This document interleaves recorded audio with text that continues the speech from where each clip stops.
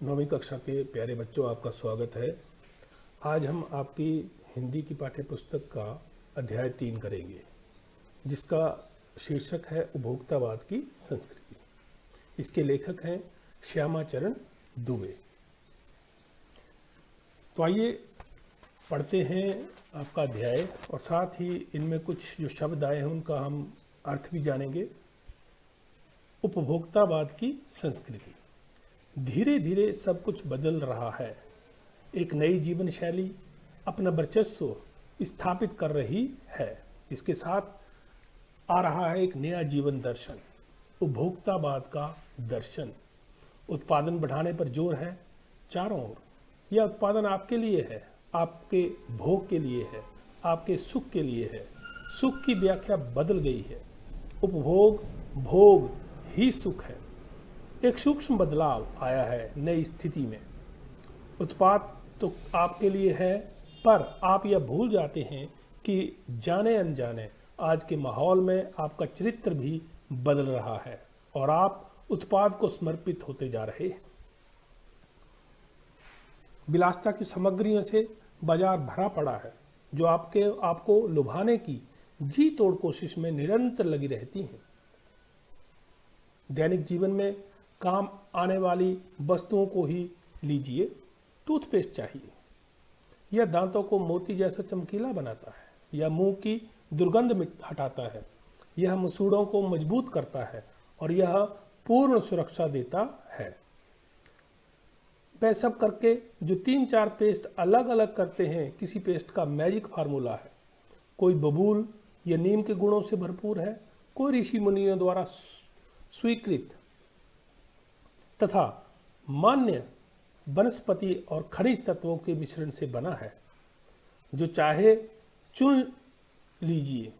यदि पेस्ट अच्छा है तो ब्रश भी अच्छा होना चाहिए। आकार, रंग, बनावट, पहुंच और सफाई की क्षमता में अलग अलग एक से बढ़कर एक। मुंह की दुर्गंध से बचने के लिए माउथ वॉश भी चाहिए। सूची और भी लंबी हो सकती है, पर इतनी चीज़ों का ही बिल काफ़ी बड़ा हो जाएगा, क्योंकि आप शायद बहुविज्ञापित और कीमती ब्रांड खरीदना ही पसंद करेंगे।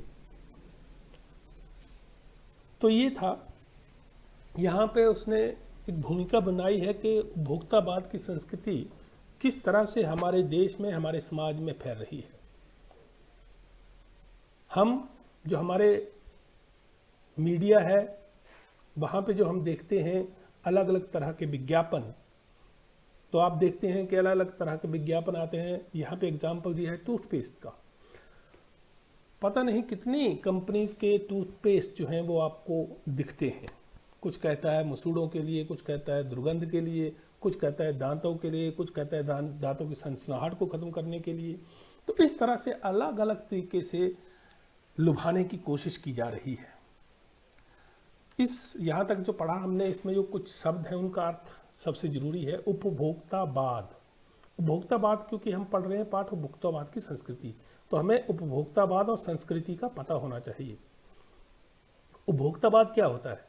ऐसी सामाजिक व्यवस्था जिसमें उपभोग को वरीयता दी जाती है, प्रेफरेंस दी जाती है, या अधिक उपभोग या अधिक वस्तुओं का स्वामी होने अधिक सुख और खुशी मिलेगी।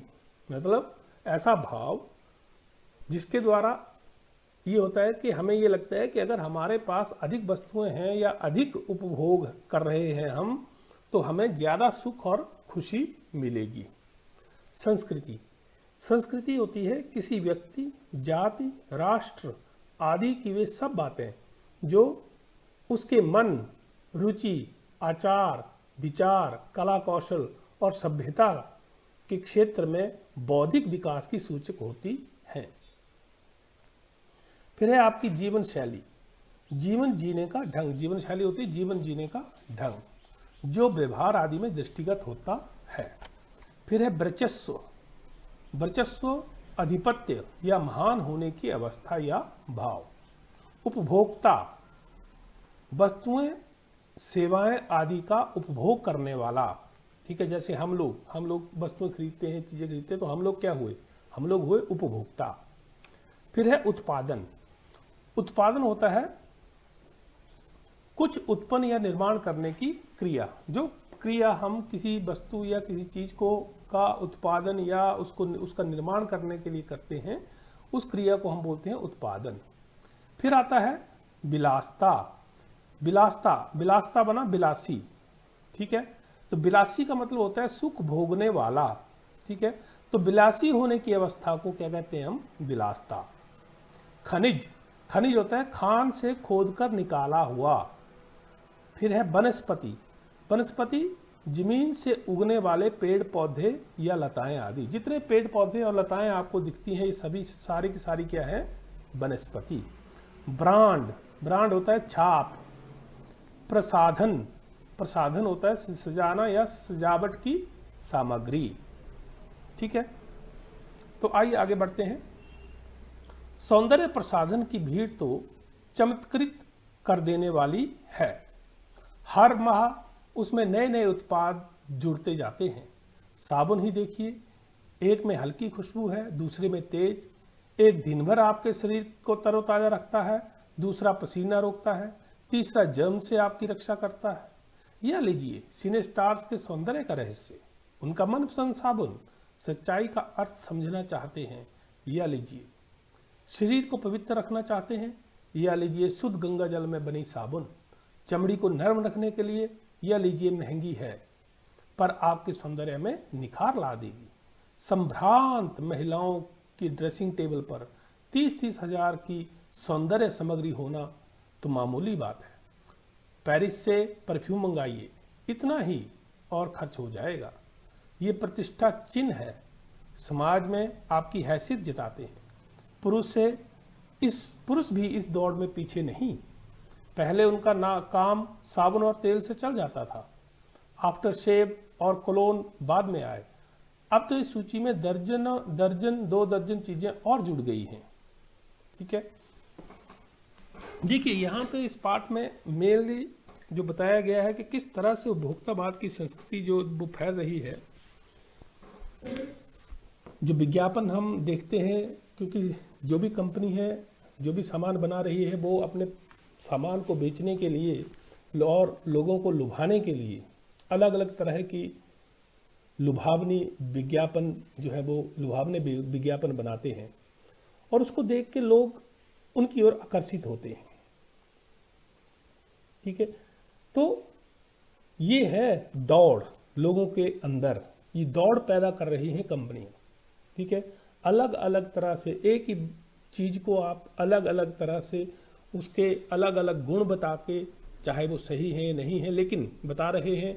और आपके चाहे वो सेंटिमेंट्स हैं, चाहे वो आपके किसी भी तरह की फीलिंग्स हैं, उनको निशाना बनाते हुए इस तरह की जो विज्ञापन है वो बनाए जा रहे हैं, और ताकि उनकी वस्तुओं का उपभोग हो सके।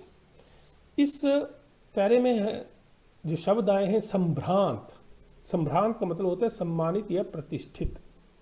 सामग्री का मतलब होता है सामान, वे चीजें जिनका सामूहिक रूप से किसी काम में उपयोग होता है। जैसे मान लो आपने सब्जी बनानी है, तो सब्जी में क्या क्या सामग्री लगेगी, मतलब क्या क्या सामान लगेगा। सब्जी जो भी आप मसाले हैं, नमक है, मिर्ची है, वो सामग्री। फिर है प्रतिष्ठा होती है आपकी मान मर्यादा, ठीक है। आगे बढ़ते हैं। छोड़िए सामग्री को, वस्तु और परिधान की दुनिया में आइए। जगह जगह बुटीक खुल गए हैं। बुटीक का अर्थ क्या होता है? बुटीक होता है वह दुकान जहां महिलाओं के वस्त्र और आभूषण बेचे जाते हैं। नए नए डिजाइन के परिधान बाजार में आ गए हैं। ये ट्रेंडी हैं और महंगे भी। पिछले वर्ष के फैशन इस वर्ष शर्म की बात है। घड़ी पहले समय दिखाती थी, उससे यदि यही काम लेना हो तो 400-500 में मिल जाएगी। हैसियत जताने के लिए आप 50-60 हजार से लाख 1.5 लाख की घड़ी भी ले सकते हैं। संगीत की समझ हो या ना हो, कीमती म्यूजिक सिस्टम जरूरी है। कोई बात नहीं यदि आप उसे ठीक तरह चला भी ना सकें। कंप्यूटर काम के लिए तो खरीदे ही जाते हैं, महज दिखावे के लिए उन्हें खरीदने वालों की संख्या भी कम नहीं है। खाने के लिए 5 सितारा होटल है, वहाँ तो वह विवाह भी होने लगे हैं। बीमार पड़ने पर 5 सितारा अस्पतालों में आइए। सुख सुविधाओं और अच्छे इलाज के अतिरिक्त यह अनुभव काफ़ी समय तक चर्चा का विषय भी रहेगा। पढ़ाई के लिए 5 सितारा पब्लिक स्कूल हैं, शीघ्र ही शायद कॉलेज और यूनिवर्सिटी भी बन जाए। भारत में तो यह स्थिति अभी नहीं आई, पर अमेरिका और यूरोप के कुछ देशों में आप मरने के लिए पहले ही अपने अंतिम संस्कार और अनंत विश्राम का प्रबंध भी कर सकते हैं। एक कीमत पर आपकी कब्र के आसपास सदा हरी घास होगी, मन चाहे फूल होंगे, चाहे तो वहां फव्वारे होंगे और मंद ध्वनि में निरंतर संगीत भी। तो ये चली हुई है उपभोक्तावाद की संस्कृति। ठीक है, मतलब ये कि आपको किसी चीज़ की ज़रूरत नहीं भी है, लेकिन फिर भी आप दिखावे के लिए उन चीज़ों को ले लेते हैं। घड़ी की बात करें, घड़ी जो है, घड़ी का काम क्या है? घड़ी का काम है समय बताना। तो वो अगर 150 की पहनी है, 200 की पहनी है, 500 की पहनी है, वो भी समय ही बताएगी। अगर आपने 1.5-2 लाख या 10 लाख की घड़ी पहनी है, तो वो भी, उसका काम भी क्या है? टाइम बताना है। ठीक है, लेकिन बात किस चीज़ की है कि मैं दूसरों से, मेरी हैसियत जो है दूसरों से अलग लगे या ज़्यादा लगे, उसके लिए हम क्या करते हैं? 500 की जगह 10,000 की घड़ी पहनेंगे, कपड़े भी उसी ढंग से पहनेंगे। ठीक है, कंप्यूटर की अगर ज़रूरत नहीं है फिर भी हम ले रहे हैं। क्यों? क्योंकि हमने गांव में या आसपास बताना है कि मेरे पास क्या है, हमारे पास कंप्यूटर है। ठीक है, तो यहाँ पे बुटीक का मतलब मैंने आपको बता दिया। परिधान, परिधान होता है कपड़े, शरीर पर पहनने वाले वस्त्र, जो कपड़े, ठीक है, जो कपड़े हम शरीर पर पहनते हैं, वस्त्र हम पहनते हैं, उनको बोलते हैं परिधान। फिर आया हैसियत, हैसियत होती है आपकी योग्यता या सामर्थ्य। फिर है कब्र, कब्र होता है शव को गाड़ने वाला, गाड़ने या दफनाने के लिए खोदा जाने वाला गड्ढा। ठीक है, या कब्र उसको बोलते हैं जहाँ पे किसी शव को दफनाया जाता है और उसके ऊपर एक चबूतरा बनाया जाता है, उसको भी कब्र बोलते हैं।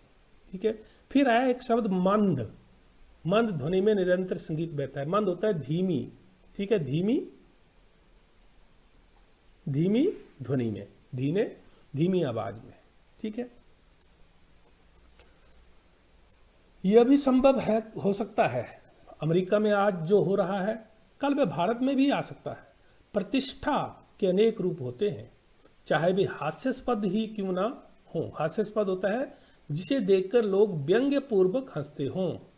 ठीक है, यह है एक छोटी सी झलक उपभोक्तावादी समाज की। यह विशिष्ट जन का समाज है, पर सामान्य जन भी इसे ललचाई निगाहों से देखते हैं। ललचाई होता है लोभ, लोभ से भरी हुई। उनकी दृष्टि में एक विज्ञापन की भाषा में यही है राइट चॉइस बेबी। ठीक है, विज्ञापन, विज्ञापन क्या होता है? जानकारी कराना या प्रचार के लिए दी जाने वाली सूचना। ठीक है, उसको बोलते हैं विज्ञापन। ओके, अब विषय के गंभीर पक्ष की ओर आए। इस उपभोक्ता संस्कृति का विकास भारत में क्यों हो रहा है? सामंती संस्कृति के तत्व भारत में पहले भी रहे हैं। सामंती, सामंती बना सामंत से। सामंत होता है बड़ा जिम्मेदार, और सामंती सामंत होने का भाव या अवस्था। उपभोक्तावाद इस संस्कृति से जुड़ा रहा है। आज सामंत बदल गए हैं, सामंती संस्कृति का मुहावरा बदल गया है। हम सांस्कृतिक अस्मिता की बात कितनी ही करें, अस्मिता, अस्मिता होती है पहचान। परंपराओं का अवमूल्यन हुआ है, आस्थाओं का क्षरण हुआ है। परंपरा, अतीत से चले आ रहे रीति रिवाज। ठीक है, आस्था, आस्था होती है विश्वास पूर्ण भावना। क्षरण, क्षरण होता है नाश। ठीक है, आस्थाओं का नाश हो रहा है। कड़वा सच तो यह है कि हम बौद्धिक दास्ता स्वीकार कर रहे हैं। दास्ता, दास्ता होती है गुलामी, स्वीकार कर रहे हैं। पश्चिम के सांस्कृतिक उपनिवेश बन रहे हैं। उपनिवेश, उपनिवेश होता है जब कोई दूसरा देश जो है, जब कोई एक देश दूसरे देश पर अपना अधिकार जमा लेता है। ठीक है, मतलब ये कि उसका जो राजनीतिक परिवेश है उसके ऊपर या राजनीति के ऊपर अपना अधिकार जमा लेता है तो वो उसका उपनिवेश देश कहलाता है। जैसे जब ईस्ट इंडिया कंपनी ने हमारे देश के ऊपर राज किया तो हमारा देश जो है वो ब्रिटिश या अंग्रेजों का क्या था, उपनिवेश। ठीक है। हमारी नई संस्कृति अनुकरण की संस्कृति है। हम आधुनिकता के झूठे प्रतिमान अपनाते जा रहे हैं। प्रतिमान, मानदंड, प्रतिष्ठा की अंधी प्रतिस्पर्धा में, प्रतिष्ठा होती है इज्जत या मान मर्यादा में, जो अपना है उसे खोकर छद्म आधुनिकता, छदन होता है बनावटी, झूठी, नकली। एक शब्द आया अवमूल्यन, अवमूल्यन होता है मूल्य में गिरावट। ठीक है। उसे खोकर छद्म आधुनिकता की गिरफ्त में आते जा रहे हैं। गिरफ्त होता है पकड़, चंगुल में फंसना। संस्कृति की नियंत्रक शक्तियों के क्षीण हो जाने के कारण हम दिग्भ्रमित हो रहे हैं। क्षीण होता है समाप्ति की ओर या अंत होना, दिग्भ्रमित होता है दिशाहीन या जो सही दिशा में ना जा रहा हो या दिशा से भटक जाना। हमारा समाज ही अन्य निर्देशित होता जा रहा है। विज्ञापन और प्रसार के सूक्ष्म तंत्र हमारी मानसिकता बदल रहे हैं। उनमें सम्मोहन की शक्ति है, वशीकरण की भी। सम्मोहन होता है मुग्ध कर देना। अंततः इस संस्कृति के फैलाव का परिणाम क्या होगा, यह गंभीर चिंता का विषय है। हमारे सीमित संसाधनों का घोर अपव्यय हो रहा है। जीवन की गुणवत्ता आलू के चिप्स से नहीं सुधरती, न बहुविज्ञापित शीतल पेयों से, भले ही वे अंतर्राष्ट्रीय हों। पिज्जा और बर्गर कितने ही आधुनिक हों, हैं वे कूड़ा खाद्य। समाज में वर्गों की दूरी बढ़ रही है। सामाजिक सरोकारों में कमी आ रही है। जीवन स्तर का यह बढ़ता अंतर आक्रोश होता है उग्र होने का भाव जो चोट पहुंचाने वाले के प्रति होता है। ठीक है। मान लो किसी ने चोट पहुंचाई किसी को या किसी को मारा, तो जिसको मारा उसके अंदर आक्रोश होगा, किसके प्रति, जिसने उसको मारा, और अशांति को जन्म दे रहा है। जैसे जैसे दिखावे की यह संस्कृति फैलेगी, सामाजिक अशांति भी बढ़ेगी। हमारी सांस्कृतिक अस्मिता का ह्रास तो हो ही रहा है। हम लक्ष्य भ्रम से भी पीड़ित हैं। ह्रास होता है धीरे धीरे कम होना। विकास के विराट उद्देश्य से पीछे हट रहे हैं। हम झूठी तुष्टि के तात्कालिक लक्ष्यों का पीछा कर रहे हैं। तुष्टि होता है संतोष या प्रसन्नता, और तात्कालिक होता है उसी समय के। ठीक है। लक्ष्यों का पीछा कर रहे हैं। मर्यादाएं टूट रही हैं। नैतिक मानदंड ढीले पड़ रहे हैं। व्यक्ति केंद्रिकता बढ़ रही है। स्वार्थ परमार्थ पर हावी हो रहा है। भोग की आकांक्षाएं आसमान को छू रही हैं। किस बिंदु पर रुकेगी यह दौड़? गांधी जी ने कहा था कि हम स्वस्थ सांस्कृतिक प्रभावों के लिए अपने दरवाजे खिड़की खुले रखें, पर अपनी बुनियाद पर कायम रहें। उपभोक्ता संस्कृति हमारी सामाजिक नींव को ही हिला रही है। यह एक बड़ा खतरा है। भविष्य के लिए यह एक बड़ी चुनौती है। प्यारे बच्चों, आइए अब करते हैं पाठ का सार। लेखक ने इस पाठ में उपभोक्तावाद के बारे में बताया है। लेखक के अनुसार सब कुछ बदल रहा है। हमारे जीने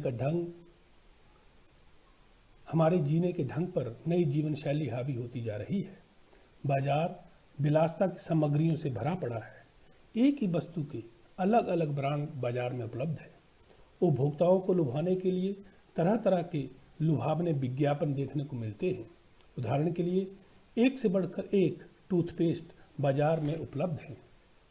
कोई दांतों को मोतियों जैसा बनाने वाले, कोई मसूड़ों को मजबूत करने वाले, कोई वनस्पति और खनिज से बने हुए। सौंदर्य प्रसाधनों में तो हर माह नए उत्पाद जुड़ जाते हैं। वस्तुओं और परिधानों के लिए शहरों में जगह जगह बुटीक खुल गए हैं। अलग अलग तरह के साबुन भी बाजार में मिल जाएंगे। घड़ियां अब सिर्फ समय दिखाने का काम नहीं करती, बल्कि प्रतिष्ठा बढ़ाने के रूप में पहचानी जाती हैं। बढ़ा म्यूजिक सिस्टम और कंप्यूटर आदि को दिखावे के लिए खरीदा जा रहा है। प्रतिष्ठा के लिए शादी विवाह 5 सितारा होटल में हो रही है। इसके साथ अब तो स्कूल भी 5 सितारा खुलने लग गए हैं। इलाज के लिए भी 5 सितारा अस्पताल चाहिए। अमेरिका और यूरोप में मरने के पहले अंतिम संस्कार के बाद का प्रबंध कर लिया जाता है। कब्र पर फूल, फव्वारे और संगीत का इंतजाम कर लिया जाता है।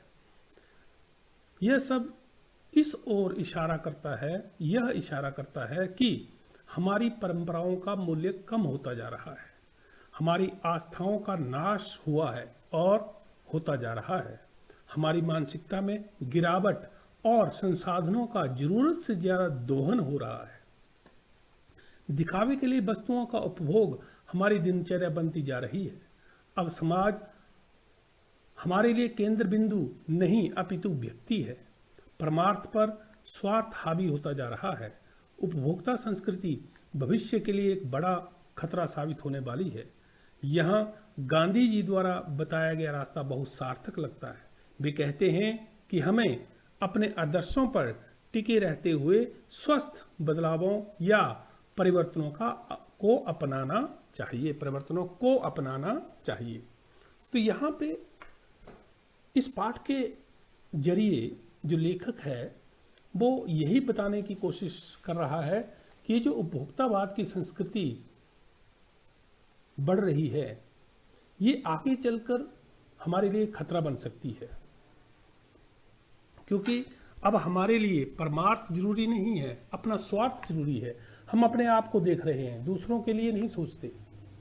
तो ये संस्कृति जो उत्पन्न हो रही है और जिसको बढ़ावा मिल रहा है ये हमारे लिए खतरे की घंटी है। हमें करना क्या चाहिए? जिस चीज़ की हमें ज़रूरत नहीं है उन वस्तुओं को न खरीदें न उनका उपभोग करें। केवल दिखावे के लिए अगर उन वस्तुओं को हम खरीदते हैं तो ये बहुत ही गलत है। इससे हमारी जो आस्थाएं हैं, हमारे जो परंपराएं हैं उनका भी ह्रास हो रहा है, उनका भी नाश हो रहा है। तो ये था आपका पाठ 3 और उसका सार। मुझे आशा है कि आपको ये समझ में आया होगा। धन्यवाद।